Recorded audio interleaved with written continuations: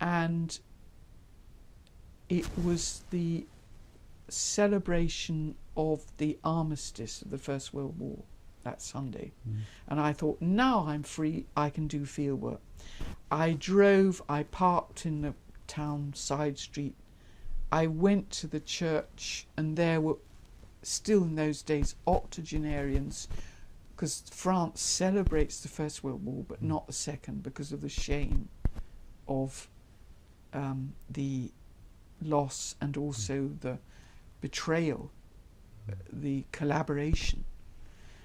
And I saw a woman just walking towards the church, and I said, "Excusez-moi, je suis anglaise. Est-ce que je peux participer à cette cérémonie dans l'église?" You can understand, yeah. Yes. And she said, mais oui, vous êtes anglaise, mais bienvenue, alors allez-vous-en. Mais je suis dans le choir, whatever it is. Et il faut dire au revoir, mademoiselle or madame or whatever. So I went into the church, sat, obediently at the back, saw all this procession of these lovely 90-year-olds, heavy with medals, and the French flag, and and then afterwards they processed out, and there was laying of wreaths at the memorial outside the church, and then a band started up, and then there was a procession to the town hall, and I stood, bystander, hanging around, and the same woman who saw me, she was in the procession. She said, "Alors, venez, mademoiselle, venez avec nous." And then I processed with the band to the town hall. I mean, what a launch. And then we were in the town hall, and there was what you call vin d'honneur. You have a toast, and they had and it turned out this woman's husband was deputy mayor. And she said, "Vous êtes anglaise, and tell me why you're here." And there I didn't have to hide anything compared to the gypsies. I just said, it was perfect. I said, "I've studied the aged in England, and je veux faire une comparaison en Normandie. Et je suis là pour 6 mois. And so she whispered it to her husband, who whispered it to the mayor, and there were about 50 people there, and he said, "Alors, nous avons avec nous une Anglaise professeure, et elle veut étudier les personnes âgées dans notre petite ville." Alors, le vin d'honneur à une Anglaise. And all these 80-year-olds lifted their glasses. And then I was swept off for lunch, what French lunches are. We went to her sister-in-law. I was driven around the country. I was put down to my gîte at midnight.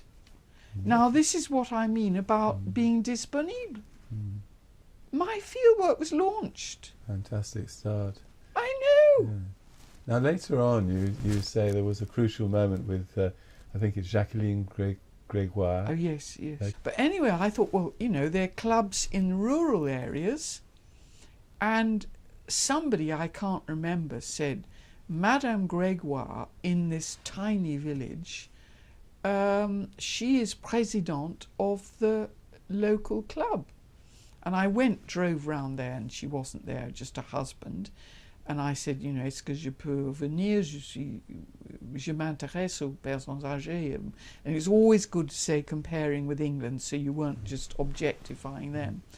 And then finally I arrived, and it was the afternoon, and it was a beautiful building with the old, wooden panels like Elizabethan, the old barns. And there she was. She was unusual because she was 6 foot tall. Her husband was probably about 5'6". And I went in, and there again, questionnaires were a mode of entry.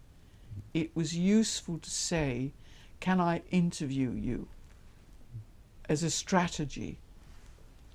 And she invited me in, and she was plucking a chicken, and all the way through she was answering me, you know, how many people, what do you do, and what they loved was in having coach trips to Rouen or something like that, you know, not reading groups. And she said she objected to all this singing and whatever, that these people wanted adventure. And it was absolutely right.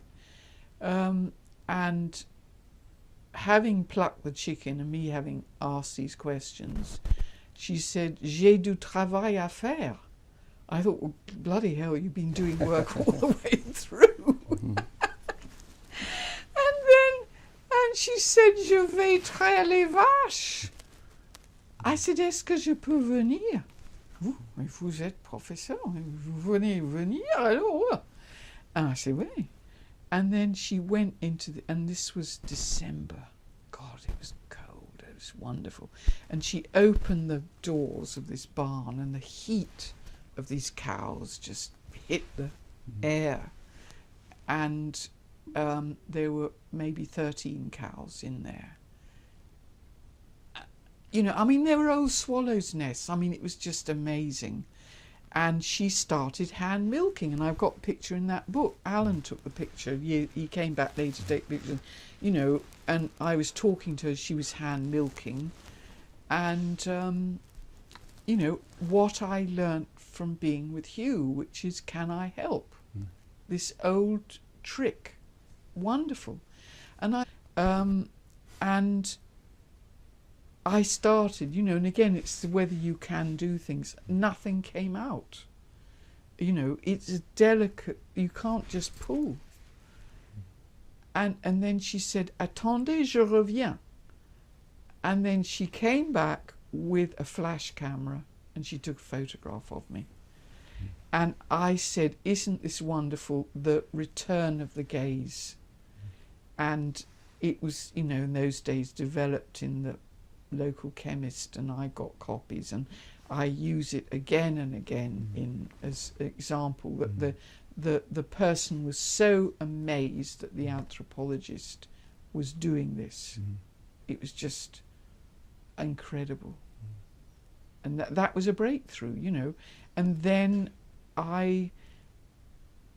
it was then right at the end of the day of the milking, she had all these buckets and a container, and she said, "Buvez."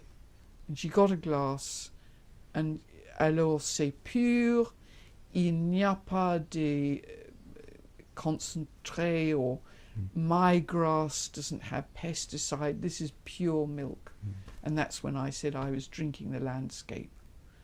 And I honestly, I went back to my gîte in a total buzz. I just thought, my God, this is it, you know. And, But you know, so I was you like say- her adopted daughter.